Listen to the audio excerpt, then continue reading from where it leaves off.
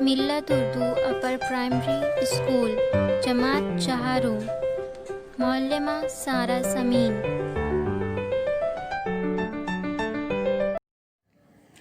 مضمون اردو، عنوان علم کا شوق، کہانی۔ سب بچے اس کہانی کو غور سے سنیں۔ آج سے کوئی 2500 برس پہلے یونان میں ایک بہت بڑا عالم گزرا ہے۔ اس کا نام افلاطون تھا۔ اس کے سینکڑوں شاگرد تھے۔ شاگرد یعنی جو افلاطون کے پاس علم سیکھنے کے لیے آیا کرتے تھے، جیسے آپ لوگ ہیں بچے۔ ایک دن شہر کے سب سے بڑے رئیس نے افلاطون سے درخواست کی کہ وہ اس کے بیٹے کو پڑھا دیا کرے۔ افلاطون راضی ہو گیا۔ رئیس کی ہدایت کے مطابق پڑھائی کے دوران کمرہ بند رکھا جاتا تھا۔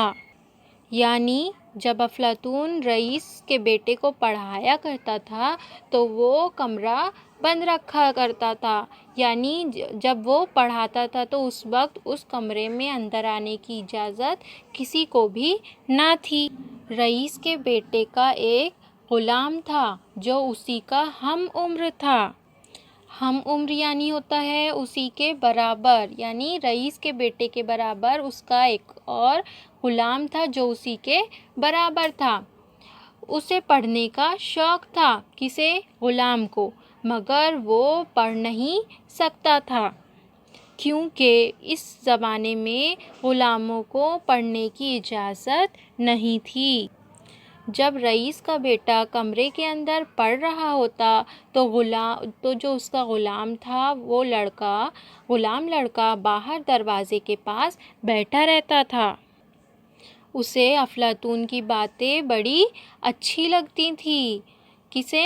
غلام کو۔ اس کے جو پڑھانے آتے تھے عالم افلاطون، ان کی باتیں بہت زیادہ اچھی لگتی تھی تو وہ دروازے پر بیٹھ کر سنتا رہتا تھا۔ وہ بند دروازے سے کان لگا کر افلاطون کی باتیں نہایت شوق اور لگن سے سنا کرتا تھا۔ کون؟ غلام۔ رئیس زادے کو پڑھتے ہوئے جب 1 سال پورا ہو گیا تو امتحان لینے کے لیے اس زمانے کے قاعدے کے مطابق عالموں کی ایک مجلس بلائی گئی۔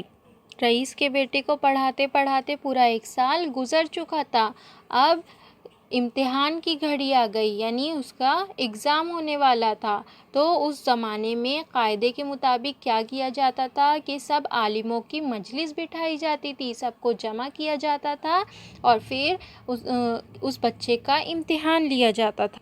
اب افلاطون کے کئی شاگرد وہاں پر موجود تھے۔ رئیس زادے کو ایک اونچے ممبر پر بٹھایا گیا، ایک اونچی جگہ پر رئیس زادے کو بٹھا دیا گیا۔ پھر اسے ایک عنوان پر تقریر کرنے کے لیے کہا گیا۔